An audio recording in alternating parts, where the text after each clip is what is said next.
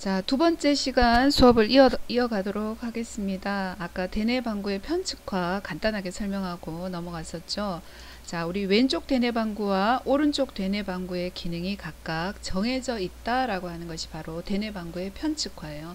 왼쪽 대뇌방구는 언어, 계산, 추론, 분석적인 사고, 그러니까 논리적인 사고와 관련된 것은 왼쪽 대뇌방구의 역할이고요. 오른쪽 대뇌방구는 공간적 위치관계, 또 미술이라든지 음악이라든지 감정, 또 직관과 관계되는 거예요. 우리가 소개한 적이 있는지 모르겠지만 공부와 관련된 뇌는 왼쪽 뇌라고 생각하시면 되고요.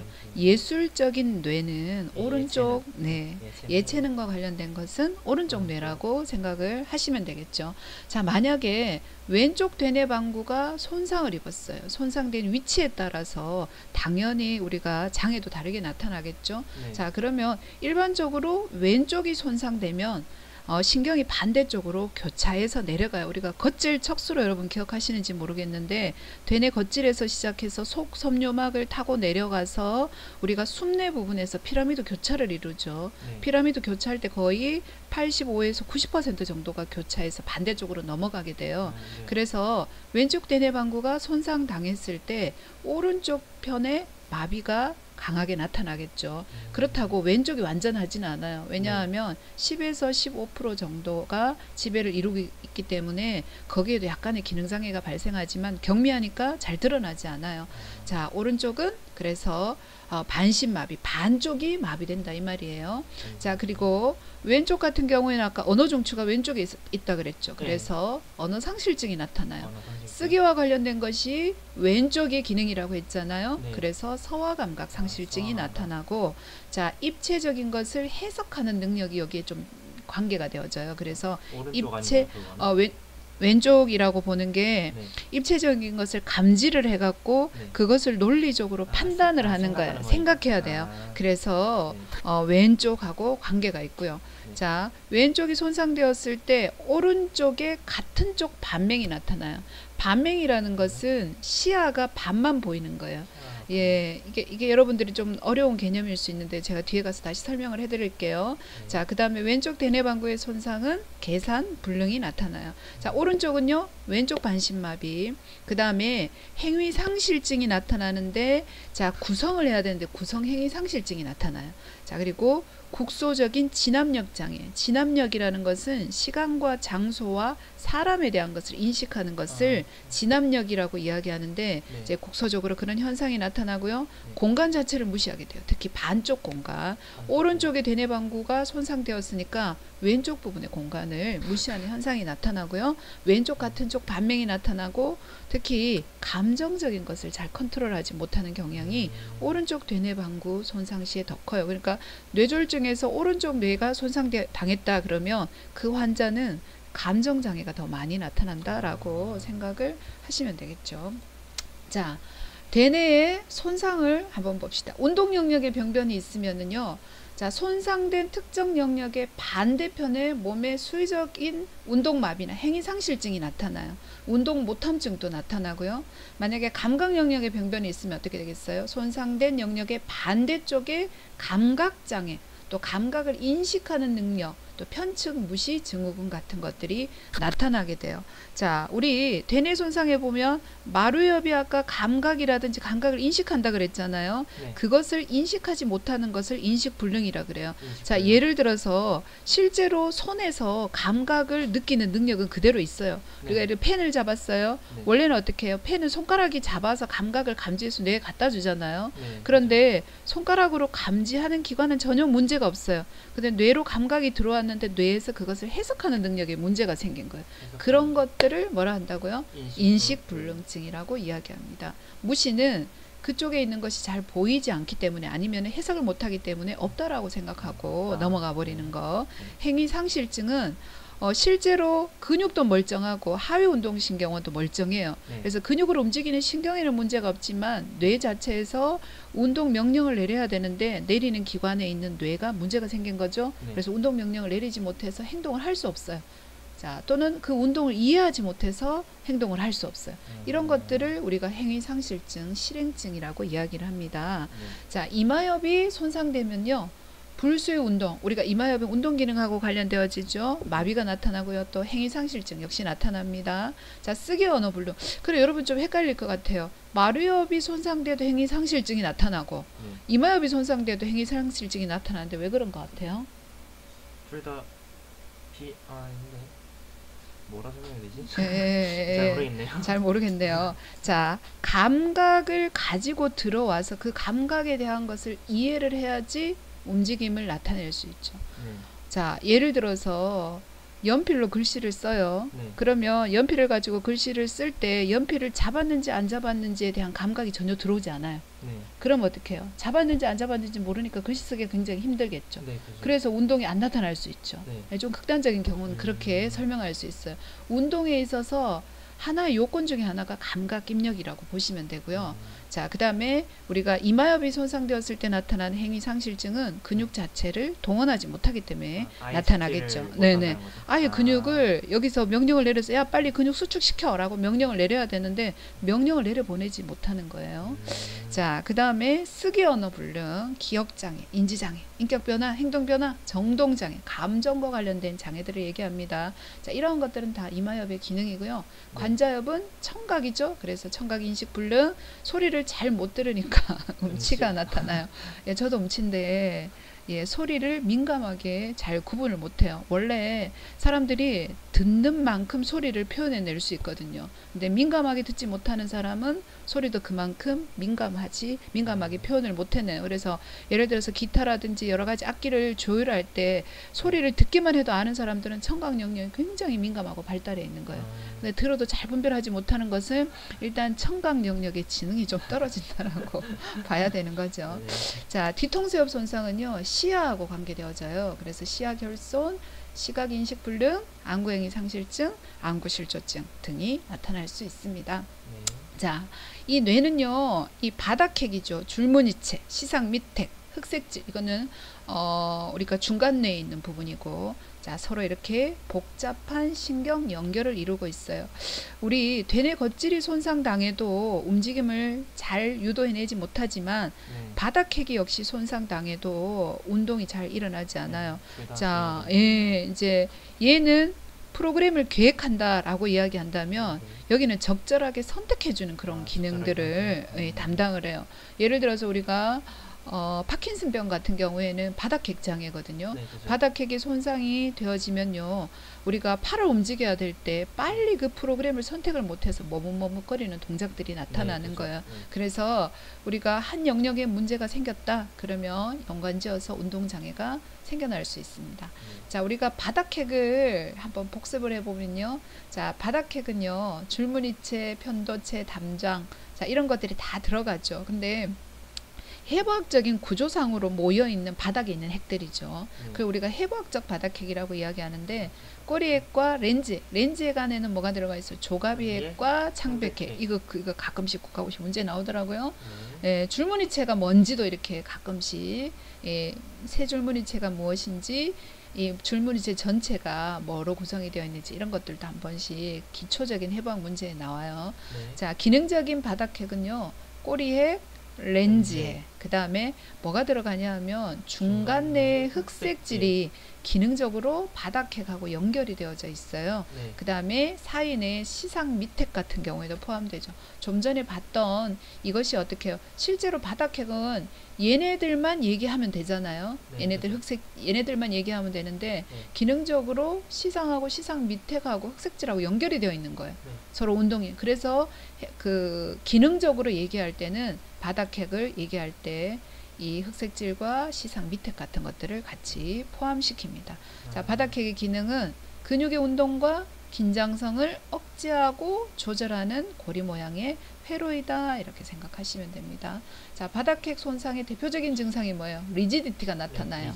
예, 그 다음에 트레머가 나타나요. 이건 안정시의 떨림이 나타나요. 예, 그 다음에 불수의적인 운동이 나타날 수 있고요. 운동이 과다해질 수도 있고 감소할 수도 있고 근육의 긴장도 조절을 잘 못해요. 근육의 긴장도가 올라갔다 내려갔다 하는 거예요. 그 다음에 느림 비틀림 운동은요, 가만히 있는데도 자꾸 막 움직임이 나타나는 거예요. 우리가 아데토이드라고 이야기하죠. 자, 요게 조금 더 강해지면 무도병이에요. 콜레라라고 이야기하고 도리깨질은요. 그럼 도리깨가 뭔지 아세요? 콩 타작할 때 사용하는 옛날에 막대기에다가 또 다른 막대기를 묶어가지고 이렇게 돌리면서 탁탁 치는 거. 그만큼 강한 운동이 팔과 다리에 나타난다라고 생각을 하시면 됩니다. 그리고 운동 감소하고 경축 증후군, 파킨슨병이 나타나게 되죠. 자, 사인에는요. 자, 구조와 기능을 보시면 대뇌방구의 아래에 위치해 있어요. 시상, 시상하부, 시상상부, 시상 밑부로 구성이 되어져 있죠. 자, 사인의 손상은요. 자, 시상 부위에 병변이 있으면 시상과 관련된 증후군이 나타나요. 자, 시상 하부에 병변이 있으면 항인 호르몬 분비 이상 증후군, 또 포만 중추장애, 또 여러 가지 이제 사인회와 관련된 이런 증상들이 나타날 수가 있겠죠. 자, 그래서 자, 사인회 손상으로 나타나는 질환들이 여기에 지금 소개가 되어져 있네요. 자, 시상 배쪽 바닥핵에는 시상 증후군, 시상 밑핵에는 도리깨질증이 여기에도 나타나요. 뇌하수체 병변이 있을 때는 그러니까 뇌하수체가 호르몬 분비하는 기관과 관련되잖아요. 그래서 요붕증, 소변의 양이 엄청나게 많아지는 요붕증 같은 현상들이 나타날 수가 있습니다. 시상 증후군은 뭐예요? 시상에 이제 문제가 생겨갖고 나타나는 감각이 과민해지는 그런 현상을 우리가 시상 증후군이라고 이야기해요. 어떤 감각이 평상시하고 다르게 더 과도하게 더 민감하게 이렇게 우리가 감지가 되어지는 거예요. 뭐 예를 들어서 시상 통증 증후군 같은 거. 그러니까 일반적으로 우리가 이렇게 피부에 이렇게 닿는 촉각을 우리는 해로운 감각이라고 인식하지 않잖아요. 근데 시상이 뭐 예를 들어서 뇌졸중이라든지 외상성 뇌손상이라든지 이런 것들 때문에 손상을 당했어요. 그러면 그 모든 감각을 다 해로운 감각, 통증 자극으로 인식하는 거예요. 자, 그런 형태의 증후군을 시상 증후군이라고 이야기할 수 있습니다. 그 다음에 뇌줄기. 뇌줄기는 중간내, 다리내, 숨내였다 그죠? 생명 유지와 밀접한 관계를 가진다 그랬어요. 만약에 손상됐어요. 의식이 없어져요. 우리 특히 그물치하고 관계되어지죠. 그 다음에 어지럼증, 또 삼킨곤란, 동공확대, 발작, 오심. 왜냐하면 모든 이런 반사 중추들이 다 뇌줄기에 위치해 있기 때문에 그렇습니다. 자, 뇌줄기의 대표적 손상 증상, 현기증이나 복시, 이건 겹쳐서 보인단 말이죠. 눈이 그렇죠. 교대적인 반신마비가 나타나요. 자, 우리 뇌줄기에서 여러분 신경이 빠져나오는 거 아시죠? 뇌신경. 금방 세원 학생이 또 하나 왔어요. 자, 1번부터 12번 우리가 신경이 있는데 1번, 2번 어디서 나오죠? 뇌신경 1번, 2번은 1번, 2번이 대뇌. 대뇌. 그러면은 3, 4는요? 중간뇌. 중간뇌. 5, 6, 7, 8 다리뇌. 다리뇌. 그 다음에 90, 11, 12 숨뇌. 아유, 네네. 아유, 똑똑하네요. 자, 그래서 뇌줄기가 자, 이렇게 구성이 되어져 있습니다.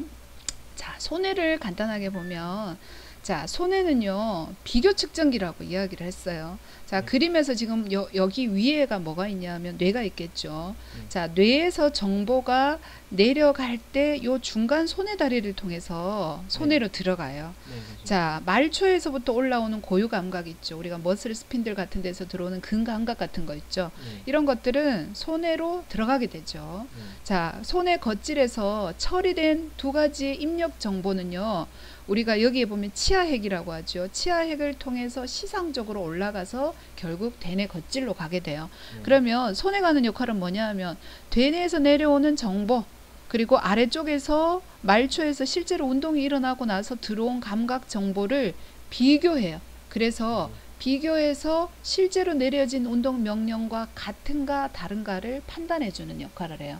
그래서 손해를 뭐라 그러냐면 비교 측정기라고 이야기를 하는 거예요. 여기 보면 손해가 비교 측정 장치인데 의도된 운동 명령이 손해로 들어오고 운동 조절이 이루어져요. 그러면 말초에서 근육 명령, 수행된 움직임 정보가 무의식적인 감각을 통해서 척수 손해로로 손해에 들어오는 거죠. 이거랑 두 개를 어떻게 한다고요? 비교하는 거예요. 그래서 비교 측정기라고 이야기를 하죠. 자, 손해가 손상되면은요, 우리가 실조가 나타나요. 그걸 우리 손해 실조라고 이야기하죠. 아까 바닥핵이 손상당하면 무슨 떨림? 안정식 떨림. 안정시 떨림. 그렇지. 아이 똑똑하네. 자, 근데 손해가 손상되면 무슨 의도성 떨림. 의도성 우리가 떨림 뭐예요? 활동 떨림이라고 이야기해요. 활동시 떨림. 이거 옛날 용어예요. 네. 그다음에 근육의 긴장도가 떨어지고요. 상반 운동 반복 장애, 네. 조화 운동 장애, 또 언어 장애, 눈 증상, 또 진자 반사라 그래서 근육이 그 주작용근하고 대항 근육이 교대로 수축하면서 나타나는 이런 반응들이 나타날 수 있습니다. 떨림이 바로 그런 현상들이죠. 네. 자, 손해의 기능을 검사하는 검사법에 롬버그 검사가 있어요. 자세와 평형을 어떻게 해요? 검사하는 방법이죠. 네. 이거 이제 2학년 2학기 때 가면 신경계 진단평가에서 여러분들이 배우게 될 거예요. 자, 두 발을 모으고 팔을 양옆에 늘어뜨리고 똑바로 서 있어요. 자, 그렇게 해서 그 자세를 흔들림 없이 유지할 수 있는지 없는지를 평가하는데 이때 눈을 감습니다. 그러니까 여러분 눈 감으면 흔들려요? 자세가? 아예 안 흔들려요? 어떻게 그 옆에 학생은 안 흔들려 진짜? 예. 자, 눈을 감으면은 흔들리지 않아요. 그런데 어떤 사람은요? 어떤 사람이 되겠어요? 손해에 이상이 있어요. 그러면 눈을 감으면 흔들려요. 그렇게 흔들리게 되면 그걸 양성 반응이라고 이야기합니다. 우리가 손해가 평형을 유지하는 기능을 하잖아요. 네. 손해가 손상되면 평형 유지 기능에 문제가 생기죠. 네. 그러니까 눈을 떴을 때는 괜찮아요. 눈을 통해서 감각 입력을 받기 때문에 그것이 지금 정상적인 우리가 평형인지 아닌지를 눈 감각을 통해서 확인이 돼요. 눈을 감아버리면 어떡해요? 감각이 차단돼 버리잖아요. 자, 그 상태에서 그냥 피부에서 올라오는 피부와 관절 감각만 하나 가지고만 판단하기에는 우리가 어떻게 해요? 완전한 형태의 평형을 유지할 수 없어요. 그래서 흔들리게 됩니다. 자, 핑거 투 노즈 테스트는요. 자, 움직임을 조절하는 능력이 좋은가? 여기 활동 떨림이 나타나는가 나타나지 않는가? 이거 근육의 긴장도를 조절할 수 있는가 없는가를 보는 것이 되겠죠. 네. 자, 같은 맥락이에요. 겨냥 이상. 내가 목표점에다가 손가락을 가리켜 갖고 도착하려고 할 때 정확하게 도착하는가 아니면 측정 지점을 넘어가는가. 넘어가면 과다 측정이라고 이야기하고요. 자, 저 측정은 내가 원하는 위치까지 정확하게 도달하지 못하고 손이 좀 덜 가는 거예요. 자, 그런 것을 겨냥 이상 디스메트리아라고 이야기를 합니다. 자, 힐 투 신 테스트는 약간 상지의 기능, 팔의 기능을 검사할 때는 핑거 투 노즈 테스트를 했잖아요. 근데 다리의 기능을 검사할 때는 힐 투 신 테스트를 하게 되겠죠. 그래서 같은 맥락이라고 생각하시면 되고요. 자, 상반 운동 반복 장애는 뭐예요? 손바닥과 손등을 바닥에 교대로 두드리는 것과 같이 바르게 교대적으로 동작을 할 수 없는 상태를 상반 운동 반복 장애라고 이야기합니다. 리듬이 불충분해요. 왜냐하면 손바닥을 우리가 책상 위로 손바닥을 한번 쳤어요. 그리고 손등을 쳤어요. 이걸 빠르게 이렇게 반복을 하다가 보면 정상적인 사람은 빨리 주작용근과 대항근을 바꿀 수 있어요. 근데 운동 근육 긴장도 조절이 잘 안 되는 손해 손상자의 경우에는 이 근육의 긴장도 조절하는 능력이 현저하게 떨어지는 거예요. 그래서 이 리듬이 똑같이 이렇게 움직여질 수가 없게 되죠. 자, 그런 상태를 무엇이라? 상반 운동 반복 장애 측정 이상. 반동 현상은 뭐예요? 팔을 90도로 유지해봐요. 한번 해봐요. 자, 힘을 줘요. 그러니까 옆에 있는 학생이 당겨. 한 사람이 그래서 자, 강하게 힘을 저항을 주다가 갑자기 팔을 딱 빼요. 자기는 힘을 계속 본인은 힘을 계속 쓰고 있고, 자, 손을 빼요. 이번에 힘을 빼봐요.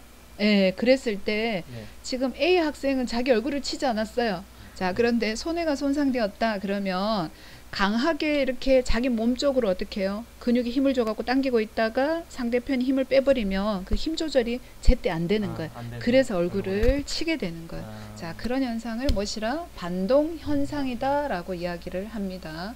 자, 우리가 눈떨림이라는 거 있죠. 눈떨림도 마찬가지예요. 우리가 안쪽 고등근, 가쪽 고등근, 위 고등근, 아래 고등근, 위 빗근, 아래 빗근이 눈동자를 움직일 때마다 적절하게 이렇게 조절을 해서 눈동자가 아주 스무스하고 부드럽게 움직이도록 해줘요.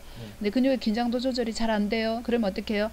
이제 오른쪽 눈을 예를 들면 안쪽 고등근이 강하게 수축을 했어요. 가쪽 고등근은 힘이 상대적으로 어떻게 해요? 적었어요. 그럼 눈동자가 내가 원래 봐야 되는 위치보다 더 많이 돌아가 버려요.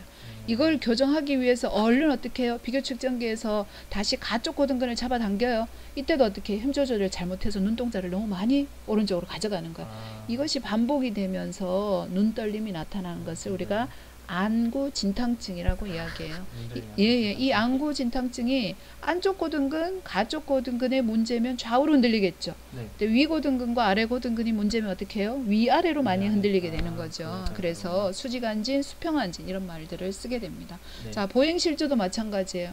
자, 우리가 균형이 제대로 잡히지 않는 손해 손상 환자가 보행을 해요. 그러면 어떤 위협감이 있을까요? 균형이 안 잡히니까 좌우로 그렇지. 흔들리는 넘어질 것 같겠죠? 네. 예, 안 넘어지려면 어떻게 해야 돼요? 중심을 잡아야 중심을 잡으려면은 다리를 모으게 걷는 게 좋겠어요? 벌리고 걷는 게 좋겠어요? 벌려야 되겠죠. 그렇지, 그렇지. 그래서 손해 손상 환자들은요, 네. 다리를 넓게 벌리고 걸어요. 안 넘어지려고. 아. 균형에 위협을 받지 않게 하기 위해서. 자, 발음도 마찬가지입니다. 발음이 좀 극단적인 발음이 나타나요. 왜냐하면 혀도 뭐로 되어 있어요? 근육으로 되어 있죠. 입술도 마찬가지죠. 이런 것들 발음 기관을 조절하는 근육의 능력도 떨어지기 때문에 우리가 조음 장애가 생겨요. 발음이 정확하게 되지 않고 조음 장애, 정확한 발음이 되지 않고 끊겨지는 스타카토식의 발음이 나오거나 발음이 좀 극단화되는 그런 경향이 있습니다. 자, 척수로 가볼까요? 우리 척수가 하는 역할은요, 반사중추죠. 우리 척수에서는요, 깊은 힘줄 반사와 피부 반사 같은 반사를 중계를 하게 됩니다.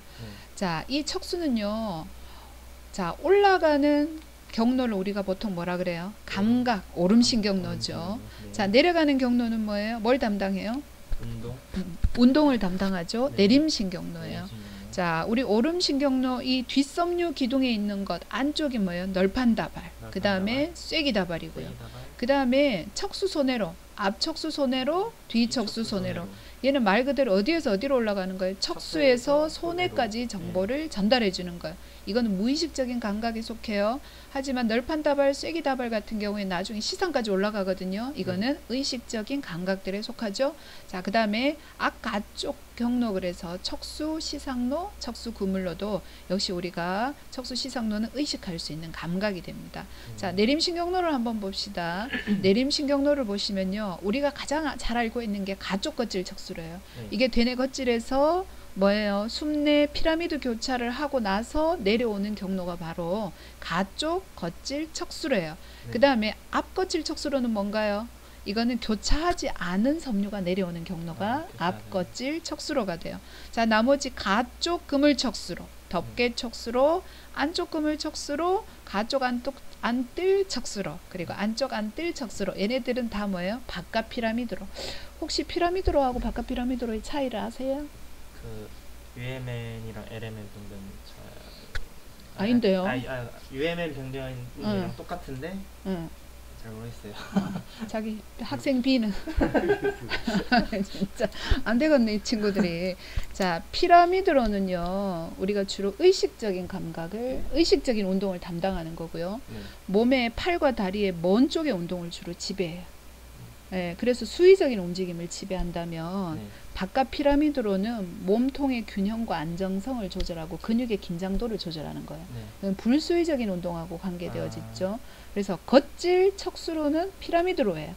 근데 지금 얘가 지금 겉질 척수로죠. 가쪽 겉질 척수로, 앞겉질 척수로. 얘를 제외하고 나머지 경로, 가쪽 그물 척수로, 덮개 척수로, 그 다음에 소내로, 안뜰 척수로, 이것들은 다 뭐예요? 다 바깥 피라미드로.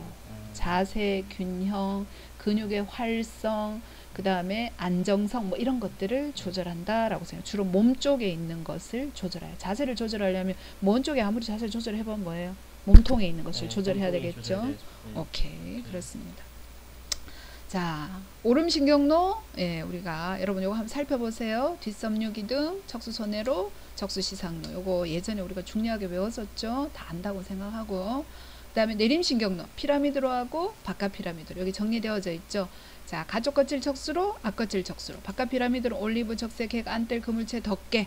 자, 여기 지금 보니까 뭐예요? 근육의 운동 활성, 자세나 근장력, 균형, 반사운동, 시청각에 따른 머리와 목의 반사적인 조절. 이건 다 뭐예요? 불수의적인 조절에 들어가고요. 피라미드로 두 개는 뭐가 되는 거예요? 예, 수의적인 조절에 들어가게 됩니다. 자, 그래서 척수가 만약에 손상됐어요. 그러면요 어느 부분이 어떻게 손상되어 있는가 따라서 척수 손상 증후군이 다르게 나타나겠죠. 네, 자, 그렇죠. 팔, 다리 마비, 목 부분에 손상이 되었어요. 우리 쿼드리플레이지아라고 이야기하는데, 자, 목 부분이 손상되면 팔과 다리가 다 마비가 되어져요. 자, 하반신, 허리 쪽이나 가슴 아래쪽이 손상당해요. 그럼 다리에 운동장애가 생기겠죠. 네. 스파이널 쇼크, 척수 쇼크는 뭐예요? 들어보셨어요? 처음 들어봤어요. 스파이널 쇼크는요, 외상이나 어떤 원인에 의해서 척수가 손상된 그 당시부터 반사 항진이 돌아오기까지 기간을 얘기해요. 그러니까 우리가 뇌 쇼크 상태, 그러니까 세리브랄 쇼크도 마찬가지죠. 척수 충격 기간이라고 이야기하는데 손상 직후에 나타나는 현상인데 이런 경우에는 반사라든지 신경 전도가 다 완전히 상실되는 이완성 마비가 나타나요. 척수 쇼크 기간 동안에는 이완성 마비가 나타나요. 반사가 안 일어나겠네요. 반사가 전혀 일어나지 않아요. 예, 근육의 긴장도도 전혀 없어요. 우리가 기절하거나 술 취해갖고 완전히 만취 상태에 의식을 잃어버린 사람을 생각하면 축 늘어지잖아요. 네네. 그런 종류의 긴장도와 반사가 없는 것을 쇼크 상태라고 이야기하는데 척수 손상 시에도 나타나고 뇌 손상 시에도 나타납니다. 자, 그 다음에 척수의 퇴행성 질환, 우리가 근위축성 가쪽경화증, 또 소아마비 같은 거, 또 선천성 척수 질환으로 척수 물구멍증, 척수 안에 중심관이 있는데 중심관이 어떤 원인에 의해서 여기 액체가 흘러가잖아요. 뇌척수액이. 근데 그 경로가 막혀버리는 거예요. 막혀버리면 어떻게 될까요? 예, 물이 빠져나가지 못하니까 어떻게 해요? 계속 이게 확장이 되면서 옆에 있는 정상적인 척수 조직에 압박을 당하면서 손상당해요. 예, 그런 경우로 우리가 척수 물구멍증이라고 이야기를 합니다. 자, 말초신경계 12개. 이거 여러분 진단평가에 가면 이거 평가하는 방법 자세하게 나오거든요. 열심히 공부하세요. 네. 자, 그 다음에 이거 중요해요. 이거 별표. 자, 신경계 구조와 기능에서 자, 피부 분절하고 근육 분절. 여러분 이거 어디서 배우셨어요? 2학년 때 이거 신경 진단에서 신경계 진단 말고도 기능 해부학이나 이런 데서 나오지 않았나요? 네. 자, 여기서 지금 설명하려니까 시간이 너무 많이 걸리니까 여러분 다 안다고 생각하고 시험 문제는 내도록 하겠습니다. 자, 그 다음에 신경계 질환의 분류를 이제 한번 볼게요. 자, 우리 신경계 질환의 이제 분류로 넘어가는데요. 뭐 유전성도 있고 염증성, 기계적 손상, 종양성 질환, 대사장애, 독소, 내분비장애 등등이 있어요. 자, 중추가 손상당했을 때, 말초가 손상당했을 때 당연히 증상이 다르겠죠. 네, 우리가 중추신경계가 뭐예요? CNS로 뭐와 뭐로 구성이 되어 있어요? 중추신경계가? 뇌와 척수로 구성이 되어 있죠. 그래서 의식이나 기억력 손상, 인지 손상, 감각 이상 등 좀 더 어떻게 해요? 고위 뇌 기능 조절과 관계된 거. 또 척수 손상이니까 척수 조절과 관계된 거예요. 말초신경이 손상당하면 어떤 일이 일어날까요? 말초는 교감이랑 부교감이니까. 그건 자율신경계. 그것도 말초에 들어가 또 있잖아. 말초신경계. 일반적인 우리가 운동신경, 감각신경 다 말초신경이잖아요. 그러니까 손상당하면 감각이 안 느껴지고 아예 또 운동 조절이 아예 안 되고 근육은 손상 즉시 위축되기 시작해요. 위축하고 약화가 나타나죠. 자, 우리 여기서 보면 피라미드 경로가 뭔지, 이거 나머지 얘네들은 다 바깥 피라미드로예요. 이 바깥 피라미드로가 어디에서 시작되는가 봤더니 결국은 여기 연결은 되어져 있어요. 여기 너무 복잡해 갖고 경로를 잘 몰라요. 우리가 알고 있는 것이 안뜰, 덮개, 그물체, 적색 이렇게 알고 있으니까 이름이 적색척수로, 그물체척수로, 덮개척수로, 안뜰척수로 이렇게 이름이 붙여졌습니다. 무의식적인 자세 조절 담당한다 그랬죠. 피라미드로는 뭐 아까 수의적인 운동 조절, 신체의 먼 쪽을 조절한다. 왜 먼 쪽이 섬세한 운동을 담당하니까. 자, 피라미드 징후하고 바깥 피라미드로를 언급한 이유가 있어요.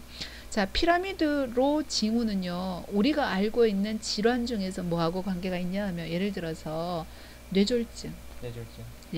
그거는 피라미드로가 손상당하는 경우가 많아요. 자, 그래서 자, 대뇌 겉질에서 숨뇌 피라미드 교차와 반대쪽 척수 앞불에 이르는 경로가 손상당하는 거예요. 즉 1차 운동신경세포 뇌에서부터 내려가면서 1차가 되니까 그것이 손상되어서 나타나는 증후군이라면 바깥 피라미드로 징후는요. 바깥 피라미드로의 경로 중 하나인 바닥핵 있죠. 바닥핵에 문제가 있어서 나타나는 징후를 우리가 바깥 피라미드로 징후라 그래요. 바깥 피라미드로가 손상되는 질환이 어떤 게 있지?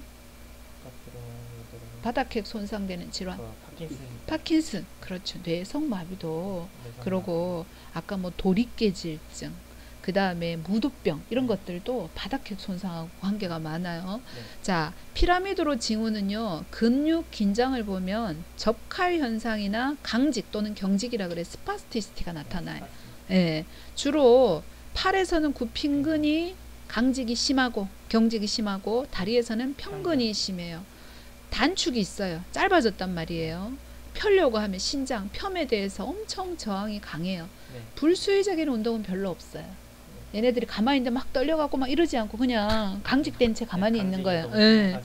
불수의적인 운동은 별로 없고요. 깊은 힘줄 반사는 항진이 되고 바빈스키 징후가 당연히 있어요. 예, 운동마비도 있어요. 예, 바깥 피라미드로 징후는요. 경축이라고 이야기하죠. 리지디티. 자, 납관 경축, 톱니바퀴형 경축 현상이 나타나요. 전신에서 나타나고요. 주로 팔다리의 굽힌근과 몸통에서 나타나요. 혹시 고릴라 자세라고 들어보셨어요? 이게 파킨슨병이 병을 앓는 사람은 시간이 지나면 몸통이 자꾸 앞으로 굽고 머리도 이렇게 앞으로 굽어요. 그러니까 고릴라가 움직일 때 팔을 늘어뜨리고 이렇게 걸어가는 자세처럼 몸통과 머리가 앞쪽으로 구부러져 있죠. 그래서 체간에서 뭐가 나타나요? 굽힘 현상이 나타나는 거예요. 그것이 이제 리지디티에서 나타난 특징이고요. 자, 일반적으로 다른 근육에서 심한 단축이나 그 느렸을 때 신장에 대한 반사 반응이 그다지 강하지 않습니다. 근데 얘는 불수의적인 운동이 있어요. 그냥 가만히 있을 때 막 떨리기도 하고, 예, 그런 근긴장 이상이 나타나고요. 힘줄 반사에는 크게 영향이 없어요. 바빈스키 징후가 안 나타나요. 운동 마비는 별로 없어요. 대뇌 겉질은 괜찮고 바닥핵만 문제가 생기니까 그렇겠죠. 자, 운동신경세포. 좀만 쉬었다 할까요? 네, 병변을 들어가기 전에 잠시 쉬었다가 하도록 하겠습니다.